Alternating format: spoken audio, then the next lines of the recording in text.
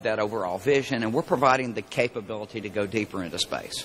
Now, if you look at our mission and our vision, there's different pieces to that from an agency and from a program. We have strategic partnerships with the commercial industry to do what we did previously with the shuttle and provide people in cargo access to low Earth orbit. Our goal for SLS is to provide that access deeper into space and to do those things that we've only really thought about to this point. So if you look, this is an amazing rocket. You think about the size, you compare it to a Saturn V or the shuttle. Absolutely amazing. The biggest rocket the world has ever considered. We're designing it, building it, and in a few years we're going to be assembling it down here and flying it. And that's exciting. If you think about the heritage hardware, the fact that we have a strategic approach at the agency level to utilize existing heritage hardware as well as develop future hardware, what we're doing is strategically managing our assets and doing things that are most effective for the agency. You look at the SSMEs, the fact that they'll be used, or we call them the RS-25s, early in the program. Then we'll have potentially other engines developed. That's amazing. If you look at the solid rocket boosters, the heritage from the shuttle, taking that, stretching it to a 5-segment, actually utilizing some of the margin tests from that program. That's amazing.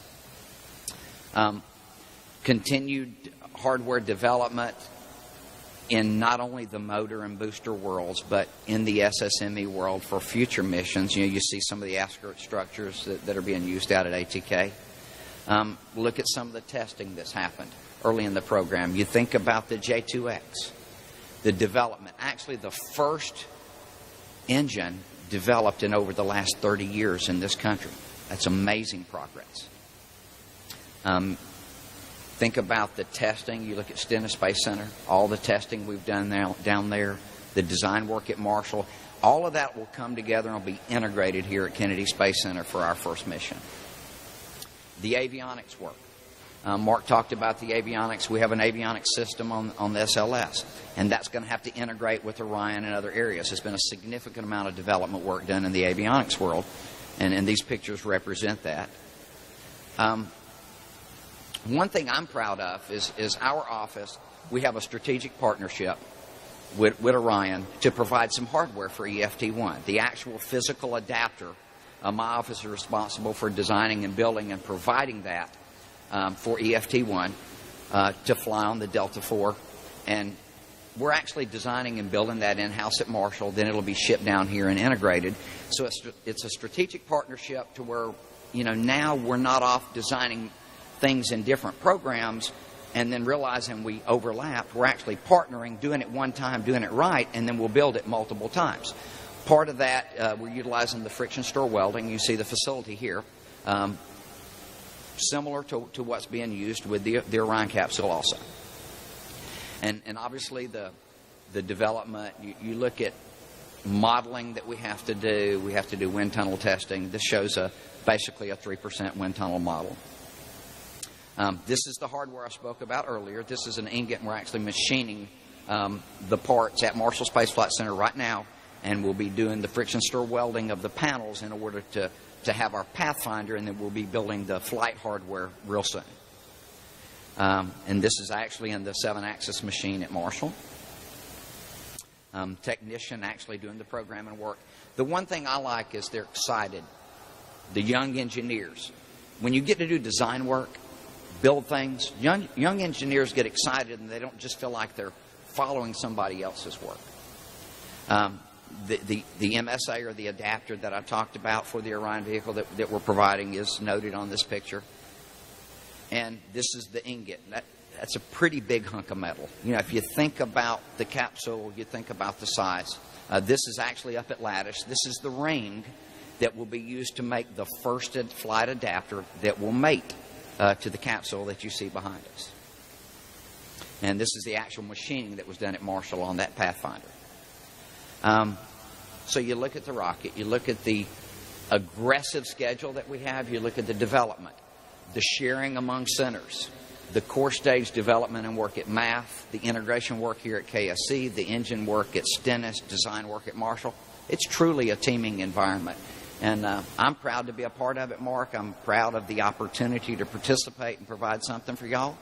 And, it's just an amazing team, and we thank you for that opportunity.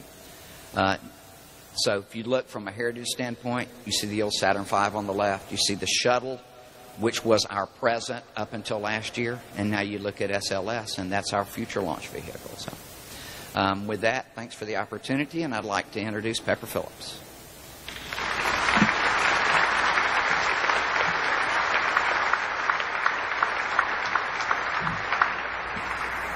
Well, let's see. If that didn't excite you, this really will excite you.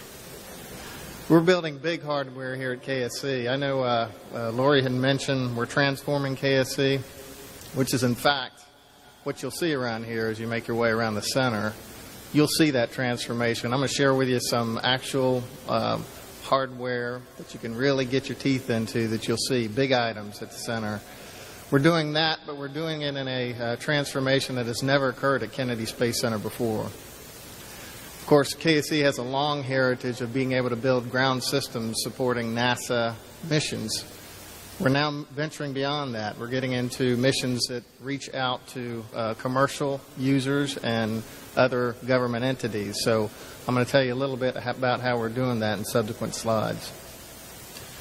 So this is kind of an image that tells you a little bit what that plan is. Of course, we're going to keep our eye on the ball. We're going to make SLS and Orion successful.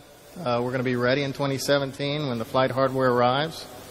But you'll see in the background there that we're also keeping our eye towards the commercial community. That's bigger than what KSC has historically done. We're excited about it. It's an enabler for both SLS and Orion and low Earth orbit capabilities that the commercial industry is pursuing. So what you'll see here is our flight hardware. This is the work that's being done at KSC. This image was done about this time last year. What this shows is the lightning protection system out at Pad B. What you'll see there is the heritage equipment from Shuttle, which is your FSS and RSS.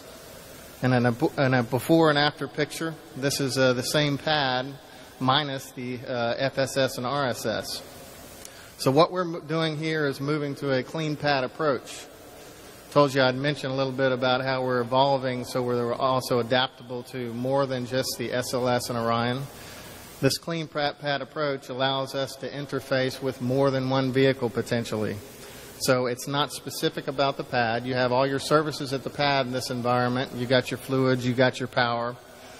But a vehicle can come in any shape and size, and we'll be able to launch from this incredible pad and be able to hook up to it just like any other vehicle would. And that's our intent when we go design these systems. What you don't see here is a lot of other work that's going on at the pad. Things like refurbishing the water tower so the sound suppression system's ready to go. You've got other systems beneath the pad, which is your power and electrical.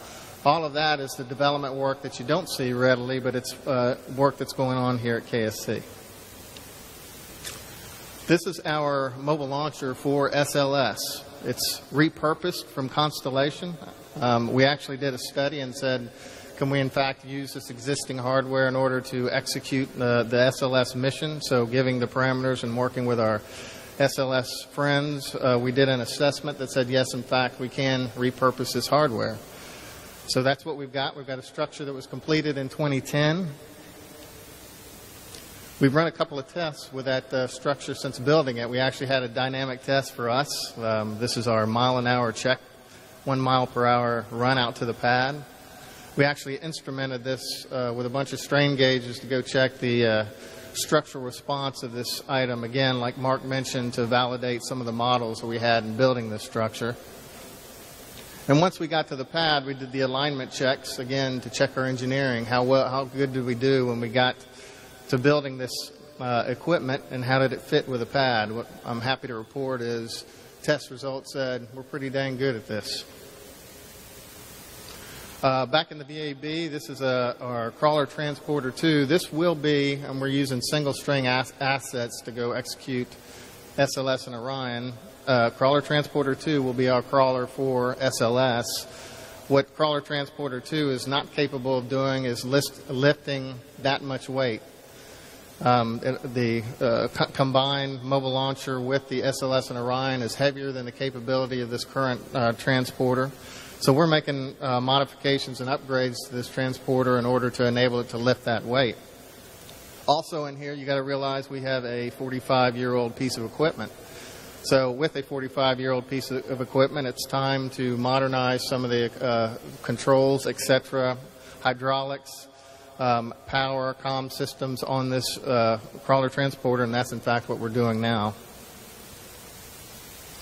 Again, here's another image of that same crawler transporter. We changed out a couple of the generators in the vehicle. It's a 750 kW generators that were powering the trucks.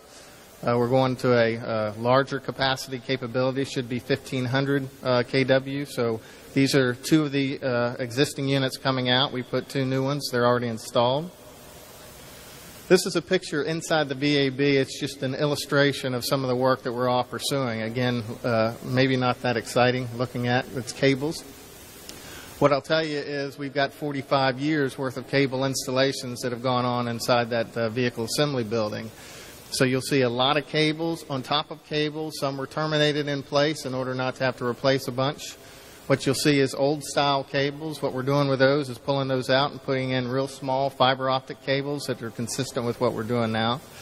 That's representative of what else is going on in a 45-year-old building. You know, it's got plumbing requirements. It's got fire X things that need to be changed out. It has comm systems that need to be updated. We're doing all of that in this downtime cycle before we are up and running with SLS and Orion. Wanted to reacquaint you with what we have inside High Bay 3, which is the existing platform set for shuttle. Incidentally, the platform set that we use for shuttle was migrated from Apollo. These are ganged platforms. In other words, there's more than one access point for each of those platform sets. This is where we get into being able to transform beyond what is a unique or specific vehicle.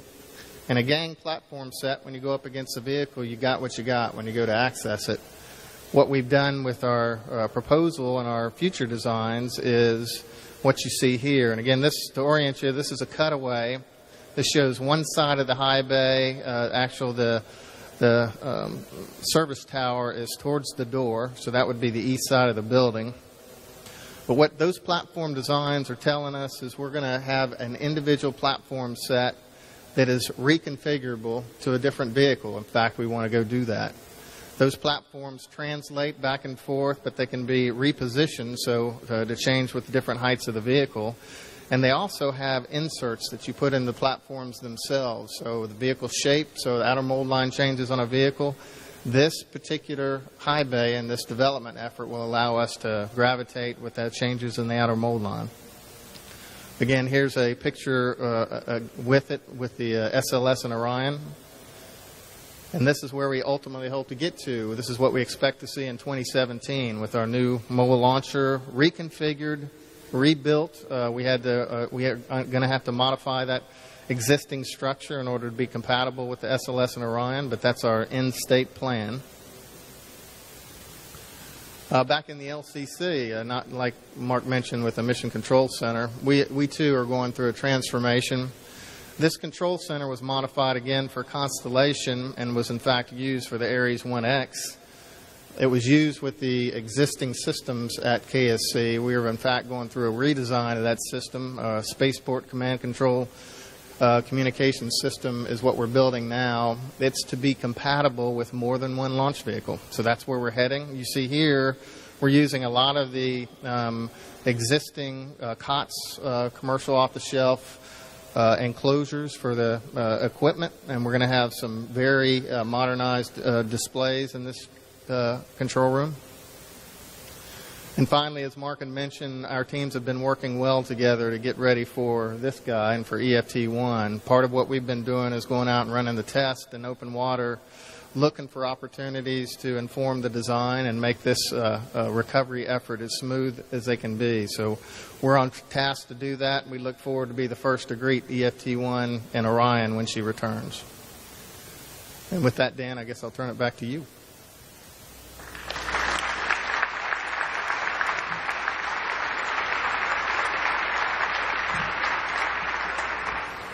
Thank you, Pepper.